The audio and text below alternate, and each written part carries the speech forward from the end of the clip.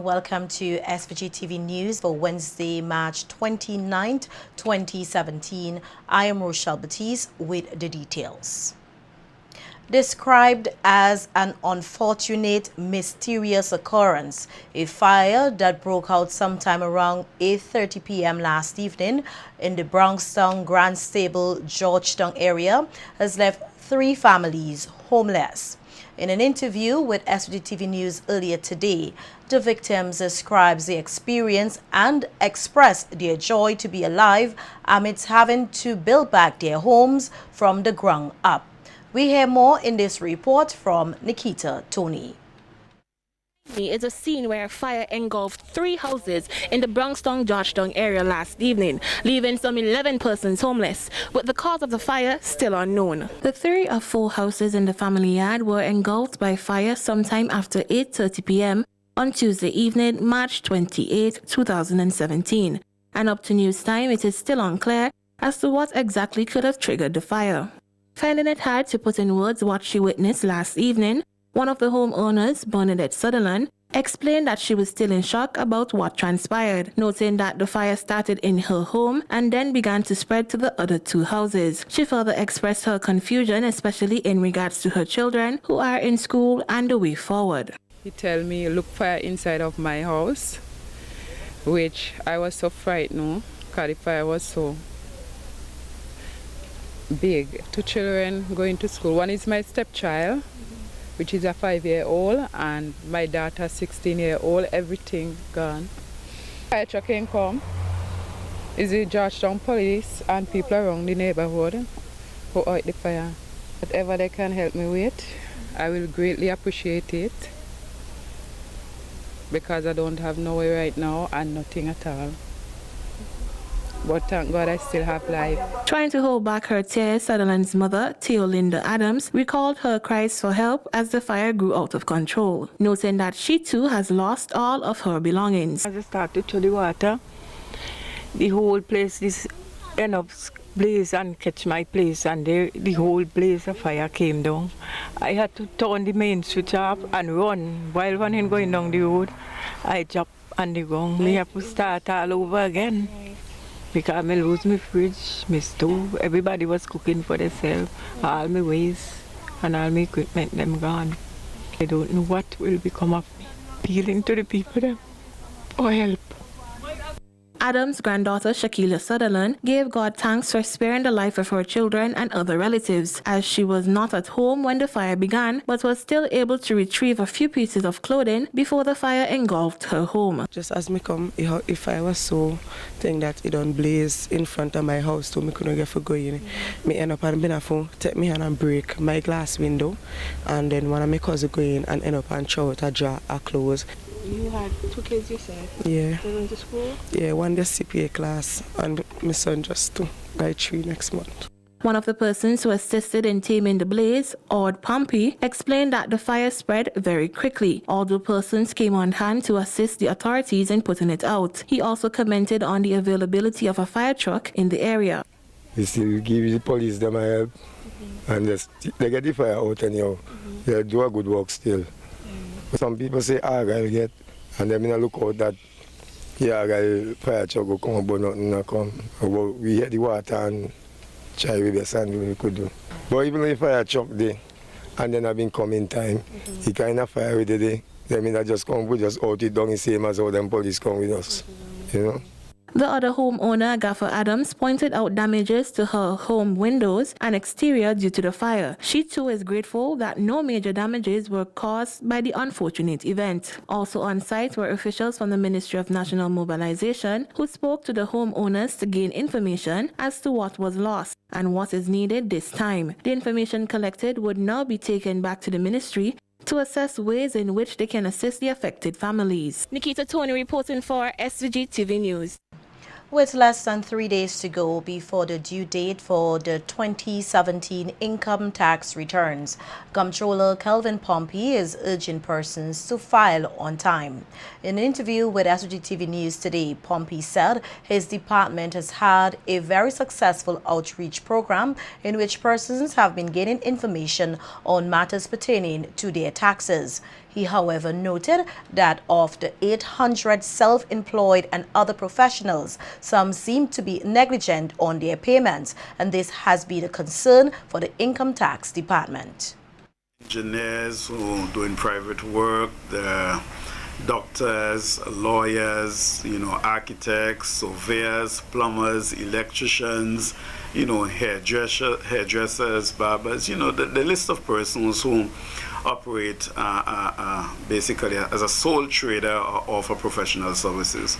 We have noted a decline in the compliance level among self-employed persons and professionals, and we are currently embarked on a program to assess all of these persons up to 2016. We have identified 820 self-employed persons and professionals, and we are systematically going through that group to assess all persons who have not filed up to tax period 2015. And so to persons who may receive such an assessment, I'm encouraging you to call at the department, be proactive in dealing with your tax issues, and so avoid the department having to take the prescribed action against you as outlined in the Income Tax Act. Pompey said that despite some hiccups, just over 80% of persons have used the e-filing system, and encourage others to use the online process to file their taxes. However, strongly encouraging persons to use our e-filing platform, and we have had, I think, a significant response from taxpayers using our platform. There have been some issues related to technology and the speed at which persons can get on. That is due to, we seem to be having a capacity issue, but we have been working on that with the telecom department and the service provider. However, we expect and anticipate that in excess of 80% of persons filing personal income tax return this year would be using our e-filing platform. And again, I want to encourage persons who have not yet signed up, who don't have an email address, to do so before Friday, so as to avoid interest and penalty. There are some minibus operators here who are giving the profession a bad name. That's according to Minister of Transport and Works, Senator Julian Francis, as he spoke on Star FM last evening on various initiatives which the government of SVG will be implementing in the near future, which includes legislation which seeks to address concerns in relation to road safety. Francis noted that the SVG Road Traffic Bill is being revised and highlights many of the features which aims at ensuring the safety of all road users. Loud music, blaring of horns, parking, stopping, vehicle accessories, and breathalyzer test and point system. So if you get charged and you have so many tickets, you get points accumulating, and when you get to a certain amount of points, you lose your license automatically. So this, I am warning that this is coming. I know that there's a discussion going on about the way that minibuses operate. I mean, I am worried about the way they're operating as well. I think a lot of them are overdoing. There's some good minibus operators, but there's some of them who are making a bad name for the profession. Also addressed in this is the age at which persons can get licensed for minibus and public service vehicles. All that is in the bill to be discussed and to be brought to Parliament in the not too distant future. So I'm telling you what is left to be done and what will be done in the near future. Francis also stated that the government is taking a serious approach in getting capital Kingstown cleaned up, and added the activities will bring significant changes to the city. Something is going to gel very soon with part of the matter of vending in Kingstown and the cleanup of the city. And a lot of the dirt, a lot of the uncleanliness of Kingstown has to do with street vending and drain cleaning and power washing and repainting and maintaining buildings, private and public. So I'm warning, I'm saying that we have done these things. The people of this country have agreed to stick with us for 4 consecutive terms. We still have more to do. These things that we are coming with will be providing more comfort and ease of mind for the people of St. Vincent and the Grenadines. Speaking on the government's Lives to Live program, which aims at providing building materials to those whose homes have been damaged or destroyed as a result of natural disasters, Francis considered the program one which is necessary to return persons' lives to some form of normalcy after such occurrence and part of the government's strategy in dealing with the impacts of climate change. The Transport and Works Minister also strongly objects to the suggestions that the program is mainly bribery. We know this is why we continue to have a supply of building materials on hand owned by the government. I was watching a storm coming ashore in Australia last night, and this morning 260 kilometers per hour. Those are the types of storms that you have coming through. So we can expect this year, next year, year after, and so on, that the storms will increase and get stronger and stronger and be more destructive. So the Unity Labour Party came up with this program. You want to berate us for that? Why didn't you think of it and do it when you were in government? Oh, it's bribery. Bribery what? My foot. As they continue their efforts to evoke change in the society, the St. Vincent Girls High School on Tuesday, March 28, 2017, officially launched their project for the 2017 RBC Young Leaders Program, held under the theme, I Am, We Volunteering for Impact. The event saw presentations from the 36 young ladies who were selected to represent the institution, as well as other guest speakers. As part of their 2017 project, the GHS Young Leaders also unveiled their Finding 52 initiative. We hear more in this report from Nikita Tony. Volunteering today, impacting in every way. That's the theme under which the St. Vincent Girls High School 2017 Young Leaders will carry out a number of initiatives aimed at creating an impact in society through the act of volunteerism, with an official launch of their project on Tuesday, March 28 at the Loaves and Fishes Soup Kitchen, pointing out that all 36 young leaders are committed to making a positive impact and effect change within the community. GHS Young Leader Shania McKenzie outlined one of the group's key initiatives, Finding 52, noting that since its inception in 1994, the Loaves and Fishes Soup Kitchen has provided warm meals to persons in need. McKenzie stated that the Finding 52 initiative was established to facilitate donations to further assist the soup kitchen. This new initiative aims to encourage 52 families, corporations, businesses, individuals, and you, the general public, to donate EC $400.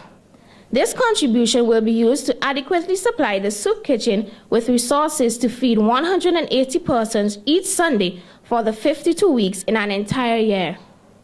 Finding 52 is our chance to express love and compassion to our fellow brothers and sisters. Let's now work together to find 52. Speaking on behalf of the GHS Young Leaders 2017 official sponsor, the SVG Teachers Cooperative Credit Union, Marketing and Development Manager Ezekiel Richards expressed his organization's elation to be partnering with the youth on such a meaningful initiative, as volunteerism is a keen interest of the credit union. That is what the Teachers Credit Union is all about, getting into services that impact people, inclusiveness, togetherness. And I see that. I looked at your project, and the concepts embedded there suggest that this is what you're going to be doing, reaching out, impacting, bringing together so that everyone could be better, impacting in every way. Guest speaker at the event, Dr. Kathleen Israel, commended the RBC Bank for implementing a program which has contributed significantly to youth development. She urged the young leaders to take advantage of their participation in this year's program, as it gives them the opportunity to obtain an understanding of personal and social responsibility, as well as meaningful citizenship, and at the same time teaches them to achieve goals as a team. The fact that your responsibilities to society will extend well beyond the life of the Young Leaders Program. Arguably, there could be no other single theme to engender critical core values in young people than volunteerism. Approach this program not only because you're in a competition and want to win, but because you believe in the goodness of the program and want to improve the lives of others, and at the same time, build your own leadership capacity. We volunteer to make a change and to leave a legacy to those in need of relief from pain, anger, suffering, and despair. We are here to show that we care. Nikita Tony reporting for SVG-TV News. The importance of fatherhood will be the focus of an event to be hosted by Project Men 2020. The free event, which takes place in the first week of April at French's House, will take the form of a seminar on Thursday, the 6th of April from 9 a.m. to 12 noon and will continue on Saturday, the 8th of April from 9 a.m. to 5 p.m. Coordinator of Project Men 2020, Conroy Huggins, noted that the first session on Thursday, the 6th of April, will give pastors, coaches, and leaders the opportunity to further empower themselves. That is going to be a great session, great worship, testimonies. There are a number of brothers who are going to be testifying and sharing about, the impact that the conference have been having on their lives over the years. And in the afternoon and Saturday, we're going to have a panel discussion, which is going to look at, it's like real man talk, where we're going to have a cadre of fathers, young and seasoned fathers, who are going to share their own experiences when they brought up their children, and how they played that role. For most of them, they didn't really have a mentor or father figure who helped them, and then a lot of us are struggling in that way. So we are looking at to learn from them, and then we just want it to be very interactive and so forth. So we guarantee you that coming to this conference, it will benefit you, and it's going to be a great blessing for St. Vincent and the Grenadines. And Public Relations Officer of Project Men 2020, Nicholas Bino, expressed concern that many young men are patterning the behavior of role models with questionable actions. And so very often what you find is that young men would look outwards. They look at entertainment figures, the Vibes Cartels, the Movados. They would look at great sportsmen, maybe Usain Bolt, maybe one of the top basketballers, LeBron James, or they would just look at other men, and sometimes the examples are not the greatest examples, and so they would mimic these personalities, and even their mannerisms they would tailor to look just like these people, to resemble these folks. And so because we understand the biblical concept of fatherhood and manhood, we believe that it is our responsibility. Miss SVG with a purpose. That is the take for this year's pageant, scheduled for Saturday, June 3rd, 2017. At the unveiling and sashing ceremony on Tuesday evening for the 7 contestants who will compete in this year's pageant, the New CDC Beauty Show's coordinator, Lafon Fraser, said all of the contestants will be involved in a women empowerment campaign. Nalisha Miller was there and files this report. Hannibal Development Corporation is continuing to shake things up for Vincimas 2017, which is the 40th anniversary of the premier cultural festival. And in doing so, the Miss SVG pageant will be stirring things up, as pointed out by newly appointed Beauty Shows Committee Coordinator LaFern Fraser, who indicated at the sashing ceremony for the 2017 contestants on Tuesday evening at the Flow Wine Bar that it will not be business as usual. Stating that this year's pageant will be working towards a specific purpose, Fraser, who also brought on board a new committee, said that each contestant will be participating in a women empowerment campaign that will address several social issues amongst women. We feel that it should be more than just beauty and intelligence and talent. We feel it should be an empowerment, right? A message of empowerment should be delivered through our delegates. And so this year, the focus of the Miss SVG 2017 will be an empowerment campaign for women and girls in St. Vincent and the Grenadines. And how this is going to work is each contestant will be choosing, they've already chosen, an issue that they're passionate about in relation to women and the issues that we face. CDC Chairperson Ricardo Adams appealed to his CDC colleagues to step up their game for the love of Vincy Mas. This year, it's our 40th anniversary, and we expect that there will be a lot more people coming to St. Vincent, a lot more attention being paid to the festival, and therefore it is incumbent upon us to step up our game.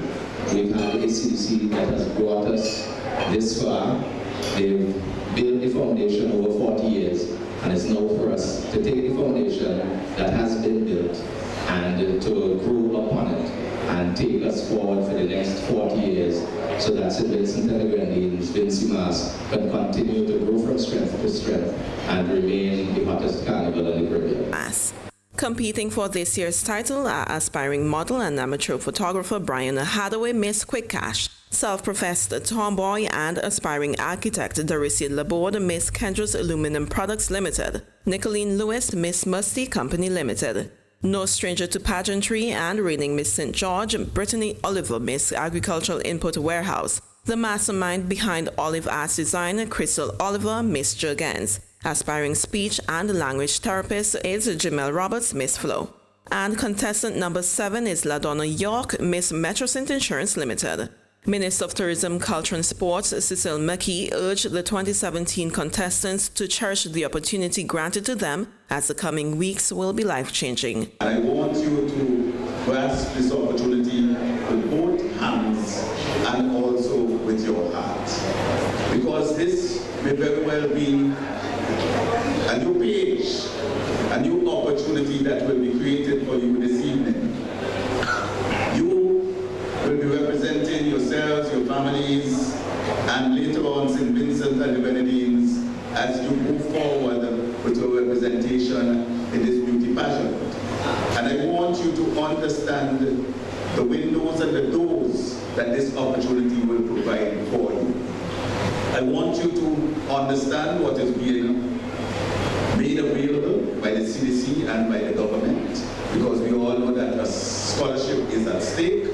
Miss SVG 2017 is slated for Saturday, June 3rd, 2017. Nolisha Miller, The Evening News. And the Carnival Development Corporation, CDC, has announced the finalists for the 2017 Junior Calypso Soca Competition scheduled for Tuesday, July 4th at the Victoria Park. The finalists in the Junior Calypso Primary School category are Kiara Hazel and Jontel Burke of the Paradise Primary School, Bequia, Alavanel Lave of Oya Government, Kylie Cyrus of the CW Prescott Primary, Fidel Cyrus of the Kingston Anglican, Alexio Edwards of the Gome Methodist, Ito Gordon of the Kittels Government, and Zakia Garrick of the Kingston Government. The defending monarch is Christian Christopher of the Leyu Government.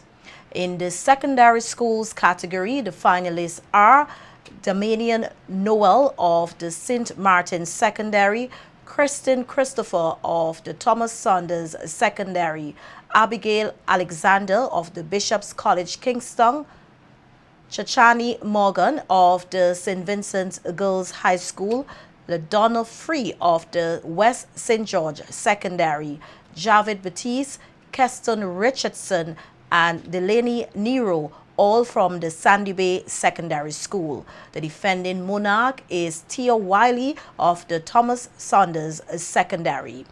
The junior Soca Monarch finalists are Tia Wiley of the Thomas Saunders Secondary, Mariah Robertson of the West St. George Secondary, Omari Davey of the New Prospect Primary, Delisha Bracken of the Sandy Bay Secondary, Richard James of the Belair Government, Ariel Turton of the Greg's Government, Sakura Lorraine and Delanzo Lave of the Sandy Bay Secondary School.